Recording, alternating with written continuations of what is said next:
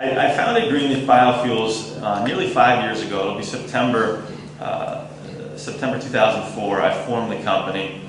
I immediately went out to Iowa and did this, what I call the baptism by fire in all things biodiesel, a course run by John Van Gerpen, who was at Iowa State. He's now at Idaho.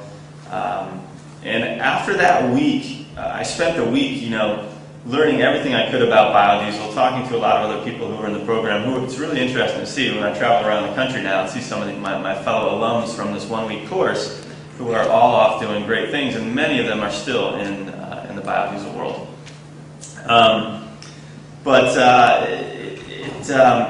I kind of wavered between, gosh, do I start as a distribution company? Do I start as a manufacturer? Do I start making biodiesel in my barn? Or do I have to build a 30 million gallon a year plant? All these thoughts. And so really what I got out of that week was, boy, you got to spend some time figuring out how to start this business. And so I spent nearly a year figuring out how to start a biodiesel business.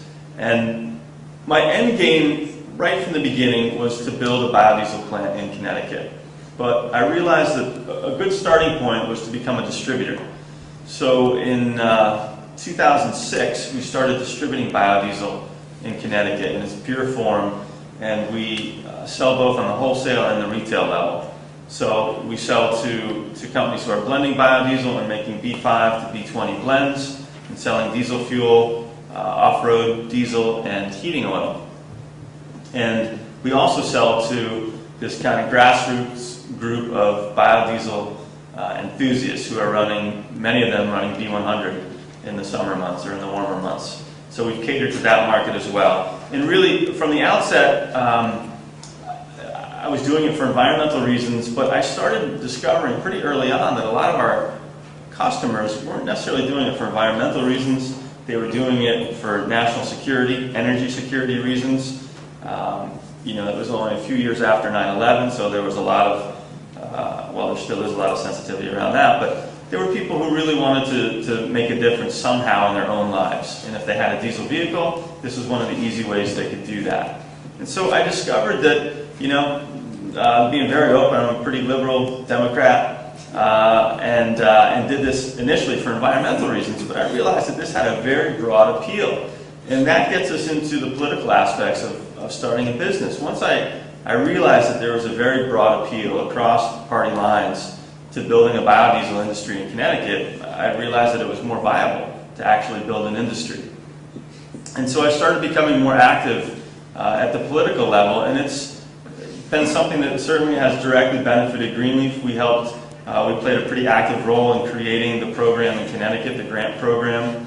And we received a grant for our distribution business to enhance our distribution capabilities.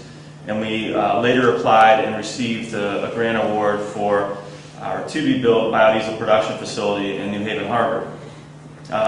So certainly there were direct benefits to Greenleaf through that, but I also got more involved in policy building for the greater good. And I think there's a very strong social component for all of us who are here on the panel. We're doing this for reasons beyond our own self-interest. We do believe that it's going to make a difference, whether we're talking about cleaner air, cleaner water, a safer environment for our kids to grow up in. And so there is a sense of social responsibility. And that's something that I've been taking more of an interest in more recently, and realized that the policy making is a means to realizing a broader impact for biodiesel across a greater portion of society. And to that end, Bob will tell you now that we're actually in the throes of creating a biodiesel mandate in Connecticut, literally as we speak. It's making its way through the Connecticut legislature, and we're hoping that we're going to jump right on board with Massachusetts and have a 2% mandate starting in July of next year, building up 1% a year to 5% by July of 2013. So that's one of the areas in which I think government policy does make a lot of sense in helping build a base for the industry to build upon, and also providing a kind of broader access to biodiesel and really distributing the benefits of biodiesel for everybody who lives in the Northeast.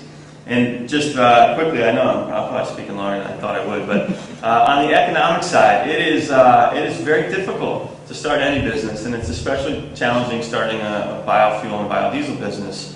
I found at the moment I'm not bringing home a paycheck, and if there's anybody else here with young kids at home and a wife, I don't recommend going home on payday without a paycheck. Hopefully it doesn't last too much longer. And I believe I am in this to some extent for self-interest, and I do believe that there is a great profit to be made in this business, but it's taken quite a while to get to that point.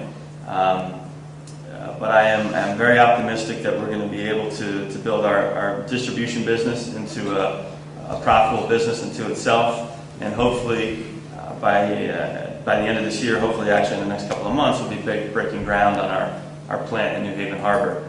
And the economics look good for that model, using waste grease and other feedstocks that are non-food feedstocks.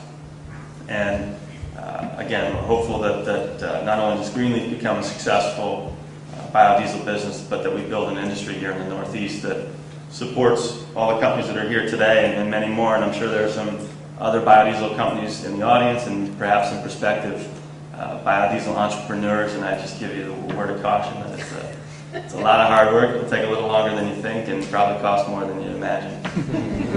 And I would like to acknowledge very quickly, I have my distribution manager here, Charlie Beebe. I have a summer intern, Lauren Hill, who's here, and they're both working for peanuts too.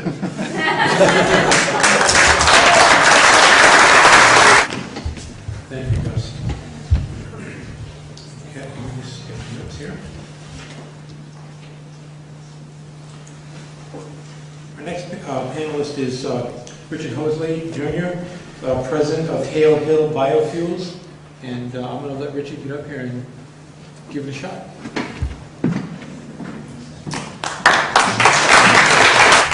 Thanks again for attending today. Many of the folks here are my mentors, my customers, or liaisons of information that have helped us develop our company to what it is today. I would also like to point out that our company has received a grant from CCAT. That was a presentation that Jeff put on earlier, and I think our company was listed. With our ability to do that, we've brought a marketing manager to our company, and I'd like to welcome John Carroll, who's here today, along with Donna Wurst, our office manager, and thank them for their support from day one. Day one for me was, I think, September of 2005. I have, I live with 4 ladies. 3 are 9, 11, and 13. But back in 2005, when they brought their pets to elementary school, the principal stuck his hand out and gave them the Heisman and said, no, you can't bring your pets in. We don't allow guinea pigs or rabbits or chickens to school. And the children said, why not? I don't understand. Well, you have to understand that some children have asthma and allergies. And the kids came back and they were scratching their head. And, the youngest said, I don't think the principal likes our guinea pig. And I said, well, let's look into this a little bit. And the oldest one said, well, what about asthma and allergies? Where does that come from? And a little research on the internet helped us realize that school bus emissions idling outside the school may have contributed to a huge rise in asthma and allergies with school kids in September. And these kids came to me, this future generation, and they said, how are we going to change this? What can we do to... Well, one of our many projects is a tree farm that we have in Portland, Connecticut. We're just outside of Hartford, and we have an office in Branford, Connecticut, outside in New Haven. And this tree farm was a focus of land preservation, and it's sort of a charity. We donate Christmas trees to various charity organizations to help raise money and inspire the gift of giving. And the animals, and the focus of the animals was a sense of responsibility for the children. Long and the short of it is, when we were running our tractor through the fields and we looked at the smokestack coming out in front of us, in front of the steering wheel, and the hydrocarbons, the polycyclic hydrocarbons, the black smoke that we saw coming into our faces, we said, hey, wait a minute.